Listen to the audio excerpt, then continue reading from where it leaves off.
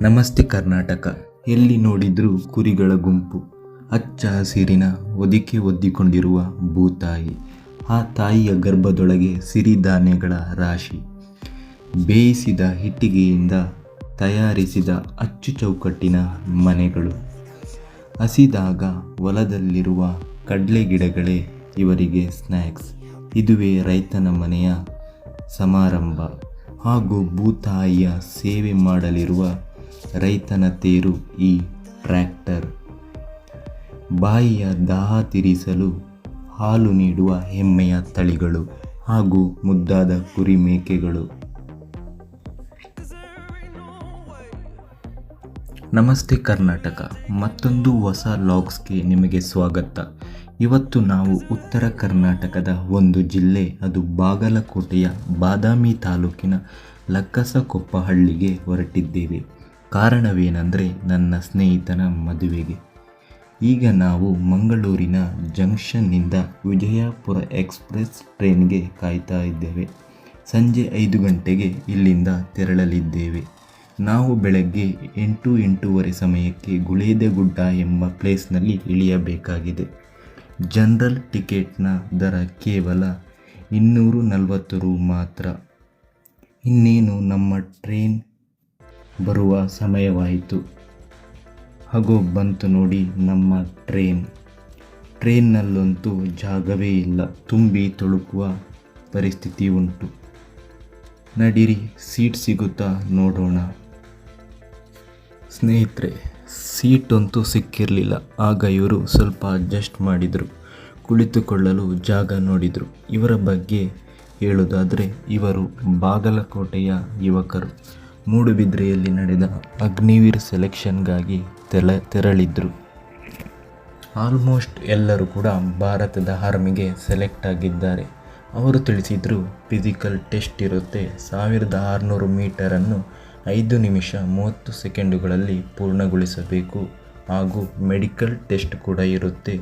ಆದರೆ ಅದರಲ್ಲಿ ಐ ಟೆಸ್ಟ್ನಲ್ಲಿ 6ಕ್ಕೆ 6 ಅಂಕ ಪಡೆಯಬೇಕು. ಅಂದರೆ ಐ ವಿಷನ್ ಚೆನ್ನಾಗಿರಬೇಕು. ಯುವಕರಂತೂ ನೋಡಲು ಕಟ್ಟುಮಸ್ತಾಗಿದ್ದರು, ಯಾಕೆಂದರೆ ಅಲ್ಲಿಯ ಆಹಾರ ಪದ್ಧತಿ ಮತ್ತು ಅಡುಗೆಗಳು ಅದ್ಭುತವಾಗಿದ್ದೆ. ಅಲ್ಲಿ ಕೆಲವರು ಕೆಂಪು ಬ್ಯಾಂಡ್ ಧರಿಸಿದ್ದರು. ಅಂದರೆ ಅವರು ಎಲ್ಲ ಟೆಸ್ಟ್ಗಳಲ್ಲೂ ಟಾಪ್ ಆಗಿದ್ದರು, ಅಂದರೆ ಫಿಸಿಕಲ್ ಮತ್ತು ಮೆಡಿಕಲ್ ಟೆಸ್ಟ್ನಲ್ಲಿ. ಈ ಯುವಕರಿಗೆ ಆಲ್ ದ ಬೆಸ್ಟ್ ಹೇಳುವ, ನಿಮ್ಮ ಕಡೆಯಿಂದ ಕೂಡ ಲೈಕ್ ಆ್ಯಂಡ್ ಸಬ್ಸ್ಕ್ರೈಬ್ ಮಾಡಿ ಸಪೋರ್ಟ್ ಮಾಡಿ. ರೈಲಿನಲ್ಲಿ 14-15 ಗಂಟೆಯ ಪ್ರಯಾಣದ ನಂತರ ನಾವು ತಲುಪುವ ಜಾಗ ಬಂತು. ಅದುವೇ ಗುಳೇದಗುಡ್ಡ ಜಂಕ್ಷನ್. ಅಲ್ಲಿಂದ ನಮ್ಮ ಸ್ನೇಹಿತ ಬೈಕಿನಲ್ಲಿ ಅವರ ಮನೆಗೆ ತೆರಳಿದ್ವಿ. ರಸ್ತೆಯ ಅಕ್ಕಪಕ್ಕದಲ್ಲಂತೂ ಯಾವ ದೊಡ್ಡ ಮರಗಿಡಗಳು ಮಾಯವಾಗಿದ್ದವು. ನಮ್ಮ ಎಡ ಮತ್ತು ಬಲ ಗಡಿಯಲ್ಲಿ ಬರೀ ಜೋಳ, ಕಬ್ಬು, ಕಡಲೆಗಳಿಂದ ಭೂತಾಯಿಯ ಹಸಿರು ಸಾಲನ್ನು ಒದ್ದಂತಿತ್ತು. ಇದು ಕಬ್ಬಿನ ಸಸಿಗಳು. ಈಗಷ್ಟೇ ಮಣ್ಣನ್ನು ಉಳುಮೆ ಮಾಡಿ ನಟ್ಟಿದ್ದರು. ಸಂಜೆಯ ಸಮಯ. ರೈತರು ತಮ್ಮ ಕುರಿ ಮೇಕೆಗಳನ್ನು ಮೇಯಿಸಿ ಹಿಂದಿರುಗುತ್ತಿದ್ದರು. ಇದು ನೋಡಿ, ಮೆಕ್ಕೆ ಅಥವಾ ಗೋವಿನ ಜೋಳ. ನೋಡಲು ಸಣ್ಣ ಸಣ್ಣ ಕಾಳುಗಳು, ಒಣಗಿಸಿ ಪುಡಿ ಮಾಡಿ ಬಳಸುತ್ತಾರೆ. ಇದಂತೂ ಕಡಲೆ ಗಿಡ, ಯಾವಾಗ ಬೇಕಾದರೂ ಕಿತ್ತು ತಿನ್ನಬಹುದು. ಬಹಳ ರುಚಿಯಾಗಿತ್ತು. ಇಲ್ಲಿ ಇವರಿಗೆ ಇದೇ ಸ್ನ್ಯಾಕ್ಸ್. ಇದನ್ನು ನಂತರ ಒಣಗಿಸುತ್ತಾರೆ. ಇದು ನೋಡಿ, ಕಂಪ್ಲೀಟ್ ಆಗಿ ಒಣಗಿದ ಕಪ್ಪು ಕಡಲೆ. ಇದನ್ನು ಒಬ್ಬರು ಈ ರೀತಿ ತಿರುಗಿಸುತ್ತಿದ್ದರು. ಅಡಿಗೆಗೆ ಯೂಸ್ ಮಾಡ್ತೀರಾ ಅಂತ? ಅದಕ್ಕೆ ಅಲ್ಲ, ಇದು ಪೌಡ್ರ್ ಮಾಡ್ತೀರಾ? ಇನ್ನು ತಿರುಗಿ ಬರೀ ಕಡಲೆದ ಕಡುಬು. ಇಲ್ಲಿ ಕೃಷಿ ಮಾಡಲು ಈ ಟ್ರ್ಯಾಕ್ಟರ್ಗಳೇ ಜೀವನಾಡಿ. ಅಷ್ಟರಲ್ಲಿ ಮದುವೆಯ ಸಂಭ್ರಮ. ಅಲ್ಲಿ ಒಬ್ಬ ವ್ಯಕ್ತಿ ಮಕ್ಕಳೊಂದಿಗೆ ನೃತ್ಯ ಮಾಡಿ ರಂಜಿಸುತ್ತಿದ್ದರು. ಆದರೆ ಆ ವ್ಯಕ್ತಿ ಸ್ವಲ್ಪ ಮಟ್ಟಿಗೆ ಮಾನಸಿಕ ಅಸ್ವಸ್ಥರಾಗಿದ್ದರು. ಆದರೆ ಒಂದು ನನಗೆ ಅರ್ಥವಾಯಿತು, ಜೀವನದ ಕ್ಷಣಗಳನ್ನು ಎಂಜಾಯ್ ಮಾಡಲು ಯಾವುದೇ ಮಾನಸಿಕ ತೊಂದರೆ ಅಡ್ಡಿಪಡಿಸುವುದಿಲ್ಲ. ಮತ್ತು ಆ ವ್ಯಕ್ತಿ ಪ್ರತಿಯೊಂದು ಹೇಳಿದ ಕೆಲಸಗಳನ್ನು ಅಚ್ಚುಕಟ್ಟಾಗಿ ಮಾಡುತ್ತಾ ಪ್ರತಿಯೊಂದು ಕೆಲಸವನ್ನು ಎಂಜಾಯ್ ಮಾಡುತ್ತಿದ್ದರು. ನೋಡಿ ಸ್ನೇಹಿತರೆ, ನಾಳೆ ಎಂಬುದು ಬರಬೇಕಾಗಿದೆ, ನಿನ್ನೆ ಮುಗಿದು ಹೋಗಿದೆ.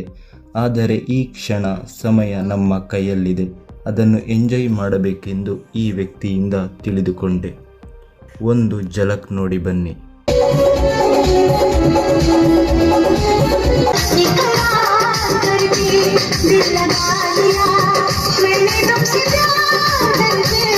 ಈಗ ಮಧ್ಯಾಹ್ನವಾಗಿತ್ತು.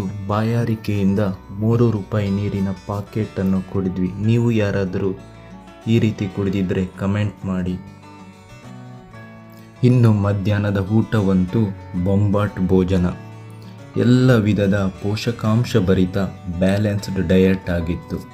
ಇಲ್ಲಿ ಮೊಸರು, ಬೇಳೆ ಸಾರು, ಚಪಾತಿ, ಜೋಳದ ರೊಟ್ಟಿ, ಬದನೆ, ಲಾಡು, 2-3 ತರಹದ ಚಟ್ನಿ ಪುಡಿಗಳನ್ನು ತಿಂದು ಸಾಕಾಯಿತು. ದಾರಿಯಲ್ಲಿ ರೈತನ ಎತ್ತು ಮತ್ತು ಎತ್ತಿನ ಗಾಡಿ.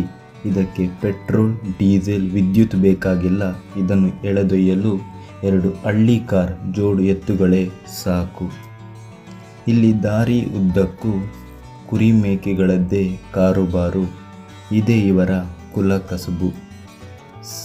ಸಂಜೆ ಸಮಯ ನೀರು ಕುಡಿಸಲು ಕರೆದೊಯ್ಯುತ್ತಿದ್ದರು.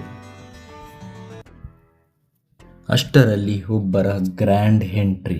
ಸಿಟಿಗಳಲ್ಲಿ ಡಾಗ್ ಅಥವಾ ಕ್ಯಾಟ್ ವಾಕಿಂಗ್ ನೋಡಿರ್ತೀರ, ಆದರೆ ಹಳ್ಳಿಗಳಿಗೆ ಬಂದರೆ ಅಲ್ಲಿ ಟಗರು ವಾಕಿಂಗ್ ನಿಮಗೆ ನೋಡೋಕ್ಕೆ ಸಿಗುತ್ತೆ.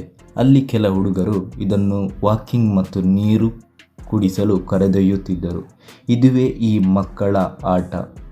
ಇದಕ್ಕಾದರೂ ಒಂದು ಲೈಕ್ ಮತ್ತು ಸಬ್ಸ್ಕ್ರೈಬ್ ಮಾಡಿ. ಇದೇನಂತ ನೋಡ್ತಾ ಇದ್ದೀರಾ, ಇದು ಕಬ್ಬು ಜ್ಯೂಸಿನ ಗಾಡಿ.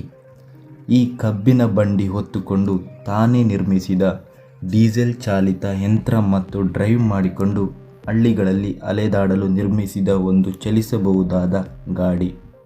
ಕೇವಲ 15 ರೂವಿಗೆ ತಾವೇ ರೈತರು ಬೆಳೆದ ಕಬ್ಬಿನ ಸಿಹಿಯಾದ ಜ್ಯೂಸ್ ಕುಡಿದಾಗ ಅಮೃತವೇ ಕುಡಿದ ಅನುಭವವಾಯಿತು. ಈ ವ್ಯಕ್ತಿಯನ್ನು ಮತ್ತು ಈ ಯಂತ್ರವನ್ನು ನೋಡಿದಾಗ ನನಗೆ ಅನಿಸಿತು, ಉದ್ಯಮ ಮಾಡಲು ದೊಡ್ಡ ಖಜಾನೆ ಮತ್ತು ಫೆಸಿಲಿಟಿ ಬೇಕಾಗಿಲ್ಲ.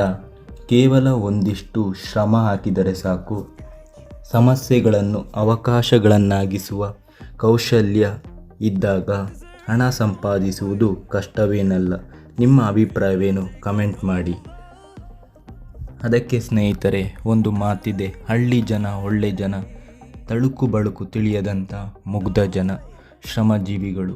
ನಾವಂತೂ ಈ ಕಬ್ಬಿನ ಜ್ಯೂಸನ್ನು ಒಂದರ ನಂತರ ಒಂದರಂತೆ ಸವಿದೆವು. ಗಾಯ್ಸ್, ಲೈಕ್ ಸಬ್ಸ್ಕ್ರೈಬ್ ಮಾಡೋದನ್ನು ಮರಿಬೇಡಿ. ಸಿಗೋಣ ಮುಂದಿನ ವಿಡಿಯೋದಲ್ಲಿ. ಅಲ್ಲಿಯವರೆಗೂ ಥ್ಯಾಂಕ್ ಯು ಫಾರ್ ವಾಚಿಂಗ್.